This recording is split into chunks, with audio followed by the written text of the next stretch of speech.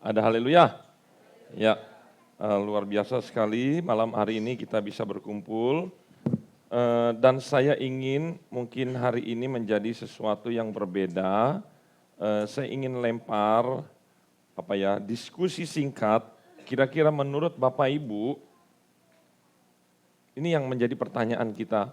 Kenapa penyebabnya, atau bagi mungkin Bapak Ibu yang sudah penuh Roh Kudus, sudah mengalami perjumpaan pribadi dengan Tuhan, saya mau nanya, ada tidak sebelum-sebelumnya kita mengalami itu, ada penghalang atau kok rasanya membosankan? Nah, yang saya mau tanya, kira-kira apa resepnya? Mungkin setiap orang beda resepnya, kan ini bukan sesuatu yang baku, tetapi saya ingin tanya, apa sih resepnya bahwa diri kita setiap masing-masing itu pasti berbeda. Kok bisa kita melalui proses, saya mau kasih tahu, di sini dimensi, saya sudah pernah ajarkan, di sini dimensi kita manusia, dan ada perbatasan, saya anggap ini batas tembok. Nah, ketika kita mau masuk ke dimensi roh, itu sulit. Entah itu nanti ada yang di pikiran kita mikirin apa-apa segala macam, malah kita mulutnya haleluya, tapi kok mikirinnya cucian di rumah, itu suka begitu. Nah, ketika kita bisa lewatin itu, menurut Bapak Ibu, pengalaman pribadi Bapak Ibu, pertama kali dengan Tuhan kan, Bapak Ibu kan dari dulu mungkin pernah sudah Kristen lahir, ya pasti ya ada banyak yang sudah Kristen, tapi kok ngelewatin perbatasan masuk di dalam dunia roh kudus, dimensi roh kudus, itu agak sulit. Nah, Bapak Ibu yang sudah mengalami bisa lolos itu, apa sih? Coba bisa nggak diingat-ingat? Bisa nggak diingat-ingat? Kira-kira pengalaman apa saja yang Bapak Ibu alami? Nah itu dia. Supaya rekan-rekan kita yang lain, yang sama sekali ini kita harus tanamkan rasa empati. Ikut merasakan, bayangin loh, doa rajin setiap Kamis, tapi setiap doa datang biasa, pulang ya gitu-gitu aja. Itu saya kira kasihan. Seperti dia datang tapi dia tidak menikmati. Nah itu yang saya ingin tanyakan sama Bapak Ibu, dan mungkin Bapak Ibu bisa jawab, mungkin mulai dari, ada mic, di mana mic? Di sebelah sana ada? Oh sini ya. Ya mungkin dari situ dulu, ada yang ingin menjawab, silakan.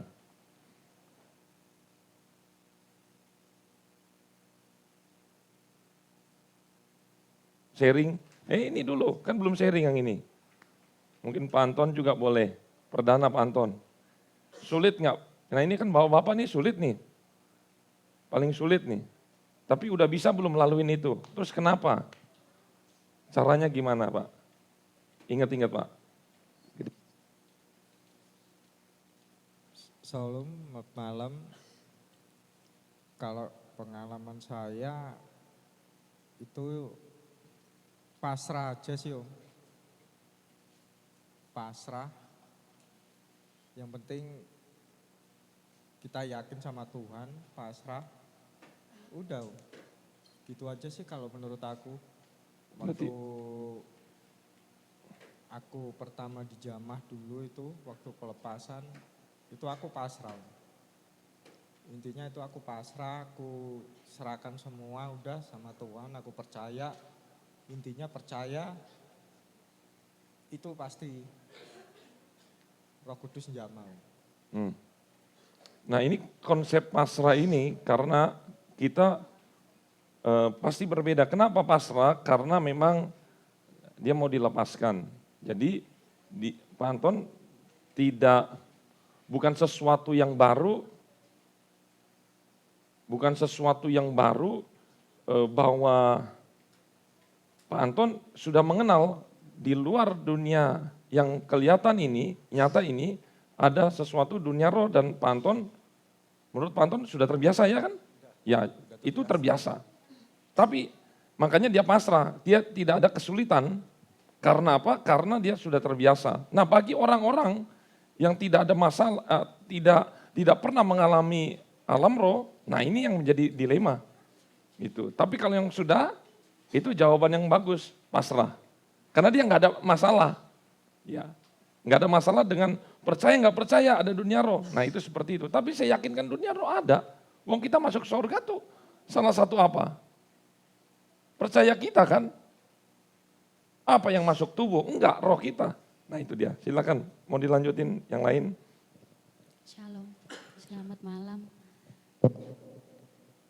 Saya ingat sekali tuh waktu merasakan pencurahan Roh Kudus di tempat ini waktu doa 10 hari pertama saya di tempat ini.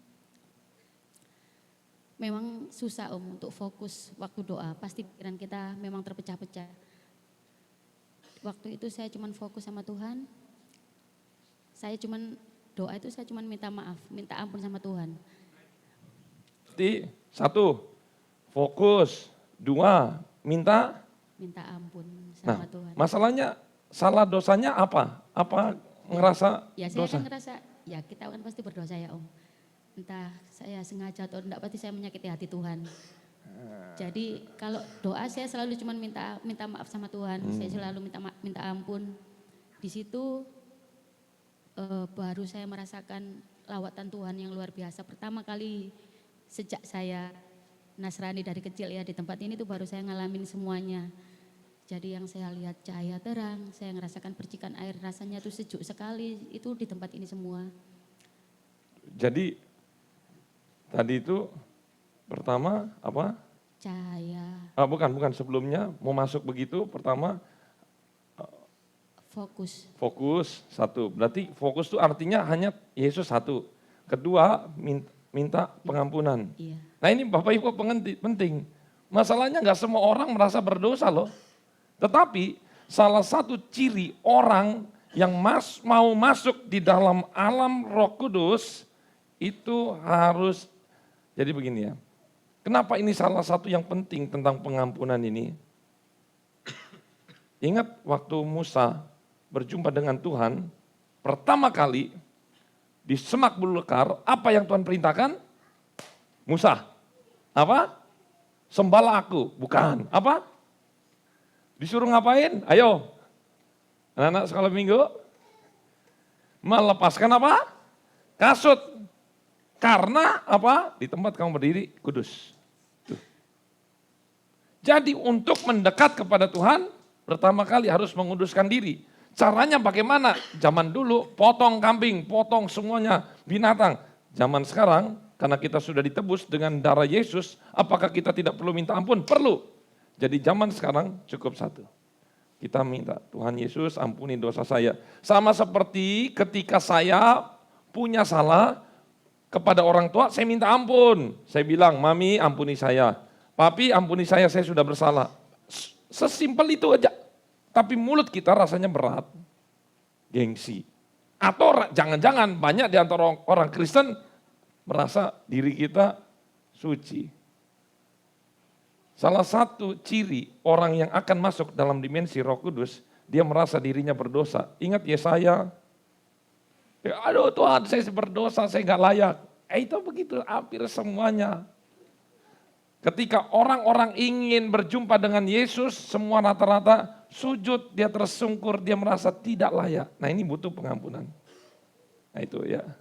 Ada lagi yang mau tambahkan kira-kira? Sudah ya, mengalami pertama di tempat ini. Nah ayo Tante. Shalom, Shalom. selamat malam. Kalau ya sama Om, fokus juga, terus minta ampun juga, terus bersyukur, berterima kasih sama Tuhan.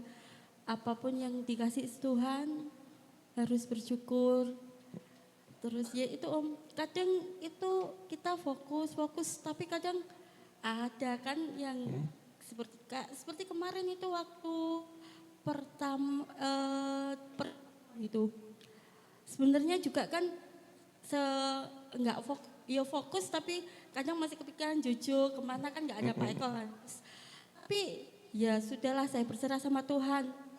seperti ya terus ya itu semakin lama fokus, rasanya di hati itu damai, terus tutup mata itu rasanya terang kayak orang Jawa itu legoh di aku.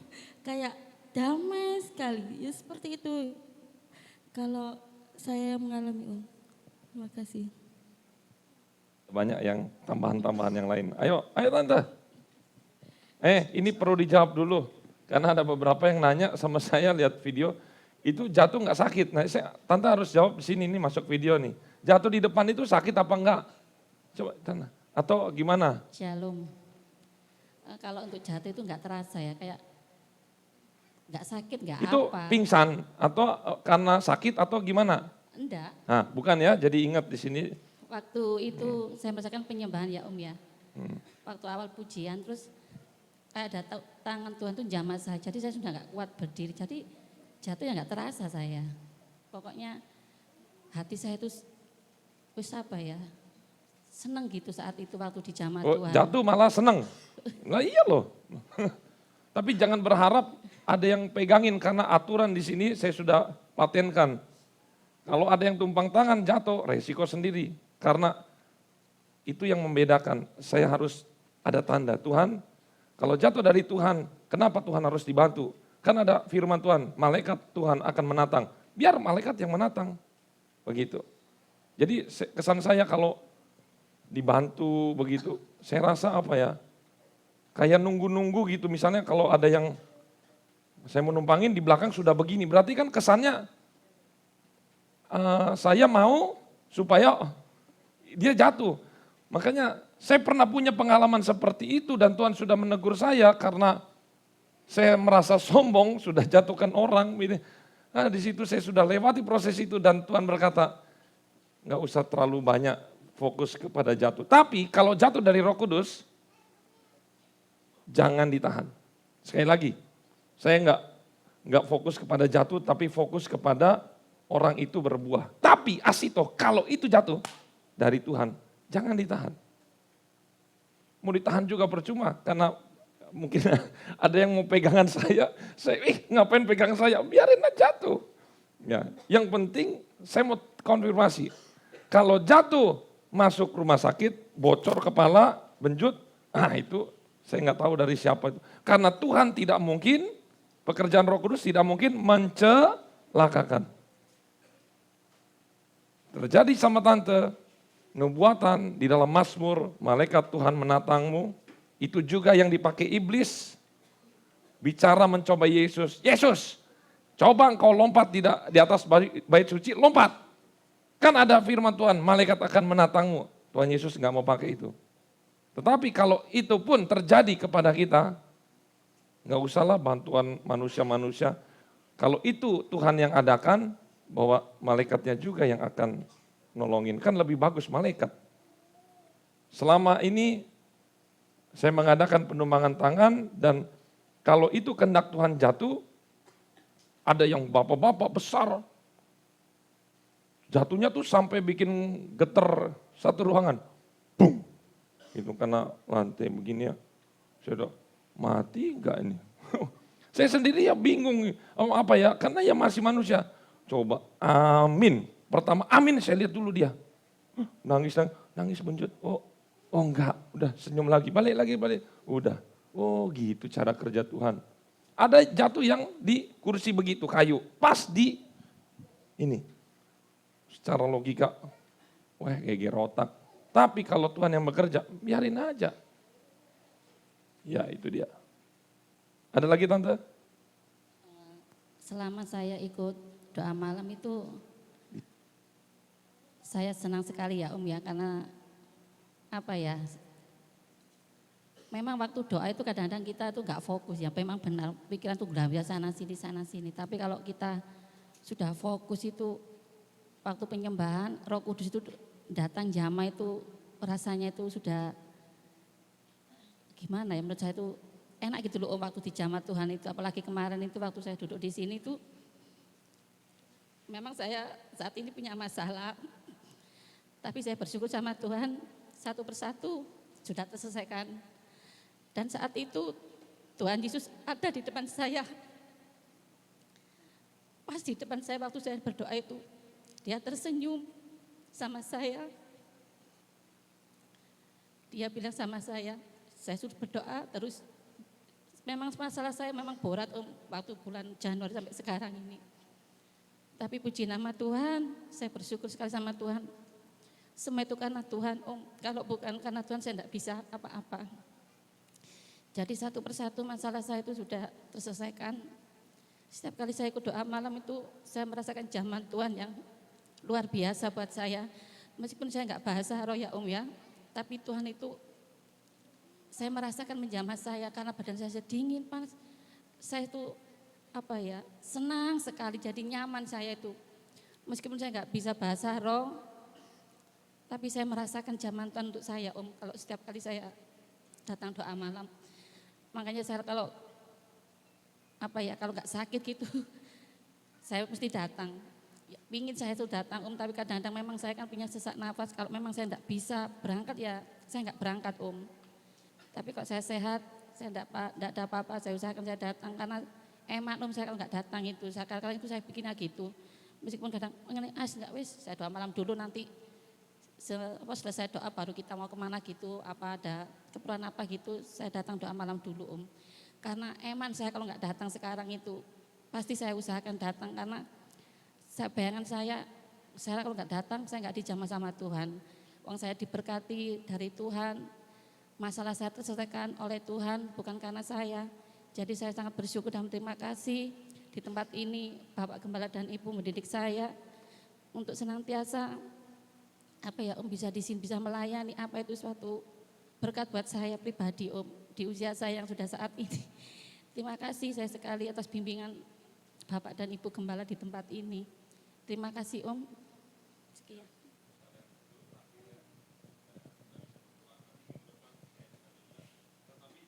Saya mau jawab ini penting. Jangan berpikir bahasa roh itu banyak kata, kosakata seperti Bapak Ibu dengar saya atau dengar beberapa jemaat yang punya banyak kosakata. Ingat, di dalam Kisah Rasul 2 ayat 4, Roh Kudus memberikan bahasa itu sesuai dengan kehendak Dia yang diberikan. Bahkan di Korintus, Paulus berkata, aku pun bisa berkata ribuan. Berarti saya pernah jelasin, kita tidak usah terlalu fokus bahasa yang panjang, karena dalam bahasa roh itu ada beberapa tingkatan. Bahkan gembala saya pun, almarhum Om No, kalau dia berbahasa roh, itu cuman beberapa kata aja. Tidak seperti saya. Tapi bukan berarti saya lebih hebat dari dia. No. Bahkan saya mau katakan, ketika orang berbahasa roh itu adalah seperti orang lahir. Pertama kali lahir di dunia, apa yang terdengar? Nangis. Jadi termasuk nangis itu adalah bagian yang paling pertama orang masuk dalam berbahasa roh. Kemudian ketika dia berkata satu kata saja, itu sudah dalam masuk kategori dia berbahasa roh. Tetapi bahasa roh tidak menjamin orang itu akan menjadi spektakuler atau menjadi luar biasa tanpa orang itu dipimpin oleh Roh Kudus. Yang paling penting itu bukan berbahasa rohnya, tetapi ketika dia berbahasa roh, kemudian dipimpin. Raja Saul sudah bisa berbahasa roh, tapi tidak mau dipimpin, dia berjalan sendiri, dia tewas. Tapi Raja Daud, dia dipenuhi Roh Kudus, tetapi dia mau dipimpin. Jadi bukan karena banyaknya bahasa, itu mau banyaknya bahasa mah urusan Roh Kudus. Mau satu kata, mau apapun, yang penting kalau saya pribadi, tidak terlalu mementingkan bahasanya. Makanya nggak mungkin saya adakan sekolah bahasa roh, itu nggak mungkin. Karena saya lebih mementingkan yang paling penting, saya katakan, bukan bahasa rohnya, ini penting. Yang saya mau tekankan adalah, saya sebagai gembala akan merasa terhormat dan merasa berhasil jadi gembala kalau saya sudah membawa seperti Gojek tuh. Bapak Ibu ayo naik ke surga, ke hadirat Tuhan. Tuhan, ini anakmu. Nih kasih. Entah itu mau bahasa, mau dikasih, urusan apa. Dan tadi kan dikatakan bertemu dengan Tuhan. Nah itu sudah lebih dari cukup. Wes cukup Tuhan. Tugas saya cuma sampai situ. Nganterin. Enggak nganterin sampai tengah jalan. Bannya bocor, jalan dewe. Enggak. Jadi yang lebih terpenting adalah berjumpa dengan Tuhan. Makanya seringkali ini yang menjadi kebingungan bagi saya dan saya nggak mau menjudge gereja lain. Tapi yang menjadi pertanyaan saya, kok iso ya orang tuh dengan cepatnya berbahasa roh. Saya aja kok untuk masuk dalam dimensi Roh Kudus tuh perlu waktu banget, perlu waktu. Kok ini langsung di dalamnya? Ya, tapi saya berpikir positif. Oh mungkin dia di rumah dia sudah persiapan matang-matang dan saya mungkin orang yang kurang rohani, orang itu lebih rohani. Habis sedikit-sedikit keluar, sedikit-sedikit keluar. Saya bilang, kok bisa seperti itu? Tetapi ini bukan ranah saya menghakimi, tetapi menjadi pertanyaan, saya berpikir positif. Mungkin saya kurang rohani, dia mungkin lebih rohani. Tetapi yang terpenting tingkatannya bukan puas orang penuh Roh Kudus, tapi orang yang mau dipimpin oleh Roh Kudus. Tante mau terakhir? Bisa? Shalom. Ya. Kalau pengalaman saya, pertama kali saya melihat wajah Tuhan. Dan saya tanya Om Jerry, apa Tuhan itu bisa dilihat dalam doa kan? Waktu itu saya lihat pas di muka saya, jelas sampai air mata saya itu juga waktu doa 10 hari kayaknya.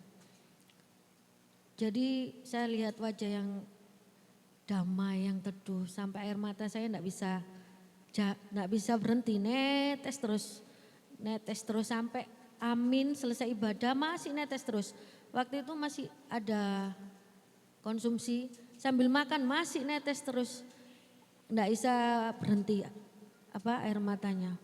Karena saya masih belum puas ketemu Tuhan, saya di rumah lanjut lagi dan Tuhan jamah juga di situ. Pertama kali saya mengerti jamahan Roh Kudus juga di tempat ini. Puluhan tahun saya menjadi Kristen, di tempat ini saya baru mengalami perjumpaan dengan Roh Kudus. Saya bersyukur hidup saya Tuhan kasih kesempatan menikmati jamahan Roh Kudus dan sampai sekarang adalah proses Tuhan dari awal saya merasakan jamahan Roh Kudus. Kadang untuk masuk ke dimensi Roh Kudus itu memang harus fokus, meminta ampun dengan segala kerendahan diri. Sebelum masuk saya selalu kayak ada pintunya gitu, saya taruh semua masalah saya, bahkan sakit saya, semua yang ada dalam kehidupan saya taruh. Nih, Jadi cocok saya nih, masuk di dalam pintunya betul. Dimensi Roh Kudus itu memang saya ingin ketemu Tuhan Yesus dengan segala kerinduan, tanpa embel-embel. Jadi dengan ketulusan hati, tanpa meminta apa-apa. Kayak kemarin saya sakit ya, saya bilang Tuhan saya masih sakit. Saya taruh sakit saya mau ketemu Engkau dengan melepaskan segalanya ini. Jadi saya ya enggak minta sembuh, saya enggak minta apa, sudah enggak minta apa-apa. Cuma kepingin ketemu Tuhan aja. Melepaskan semuanya. Pokoknya tulus, saya cuma mau ketemu Tuhan dengan keadaan saya. Walaupun saya dalam pergumulan atau dalam sakit saya enggak peduli, saya abaikan. Yang penting saya enggak minta apa-apa Tuhan, saya cuma mau ketemu Tuhan. Di situ Tuhan proses, kadang kedagingan saya juga namanya daging lemah ya, intimidasi iblis beberapa kali menyerang saya, kamu nggak layak, kamu nggak layak. Awal-awal saya sampai jungkir balik di situ. Saya ingat sekali saya kedagingan saya melawan roh. Saya jungkir balik di situ sampai gelempangan. Kamu nggak layak, kamu nggak layak. Sakit semua. Awal-awal antara daging dan roh ini berlawanan gitu loh. Kamu nggak layak, kamu nggak layak. Tapi saya dari rumah saya berdoa lagi. Saya nggak mau dikalahkan iblis, saya terus berdoa dan setiap saya berdoa juga Roh Kudus nantiasa hadir menuntun, menjamah saya.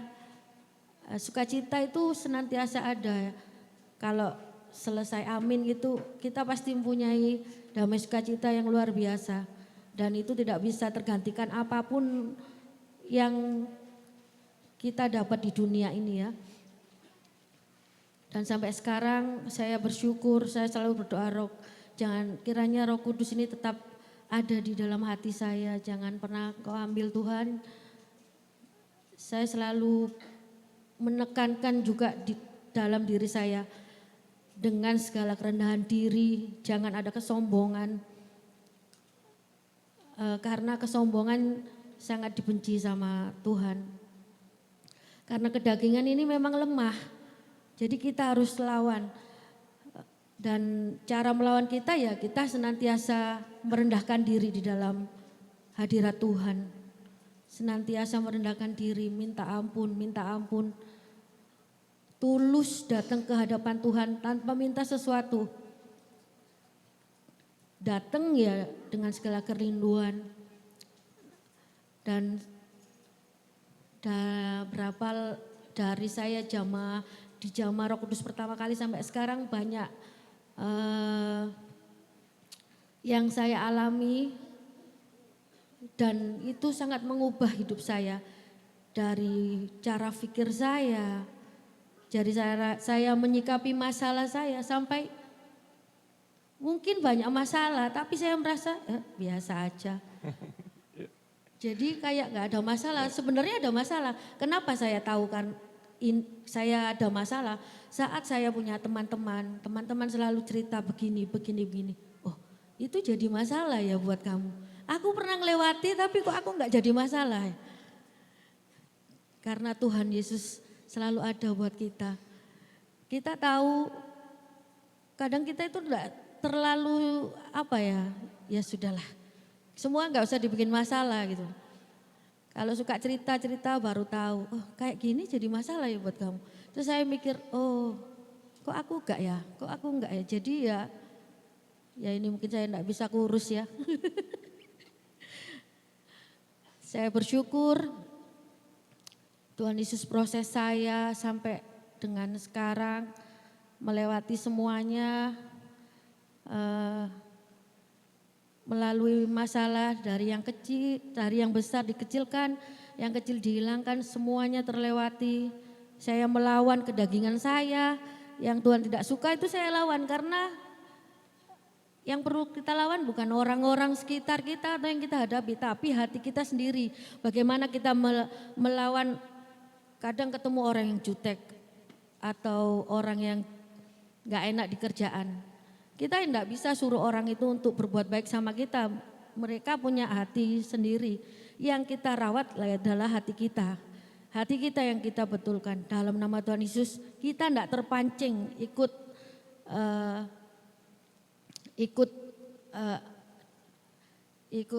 dia marah ke dia juga.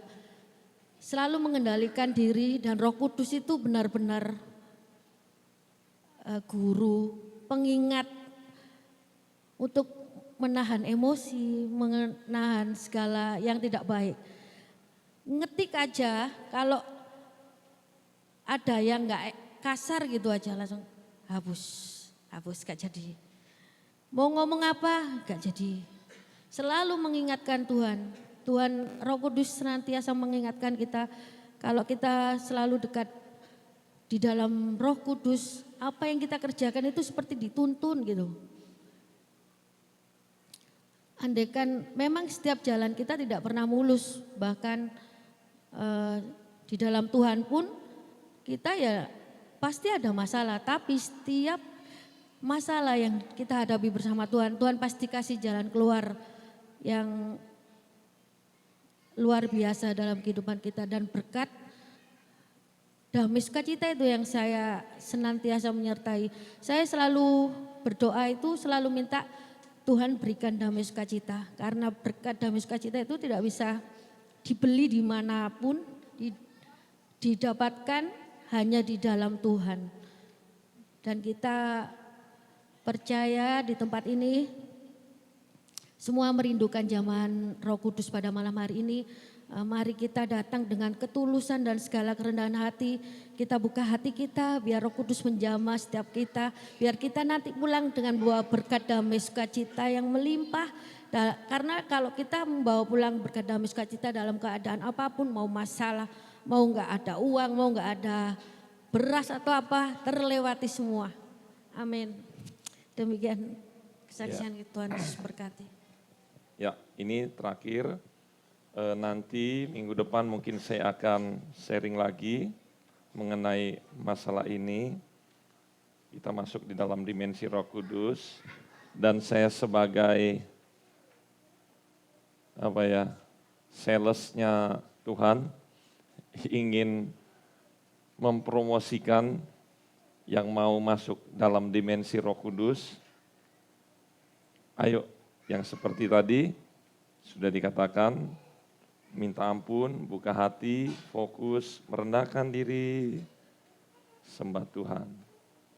Saya yakin kok, apa yang saya omongin ini akan menjadi nyambung kalau Bapak Ibu mengalaminya sendiri. Selamat mengalami perjumpaan pribadi dengan Roh Kudus. Jangan sia-siakan waktu ini. Cuman sebentar loh. Nanti hamba-hamba Tuhan, pelayan-pelayan Tuhan akan membantu, bukan memenuhkan, membantu ikut dorong. Karena mereka yang membantu sudah pernah lebih dahulu masuk di dalam dimensi itu, jadi sudah tahu jalannya. Jangan ditolak, terima saja. Saya yakin tidak menjadi rugi. Amin. Mari kita masuk di dalam doa.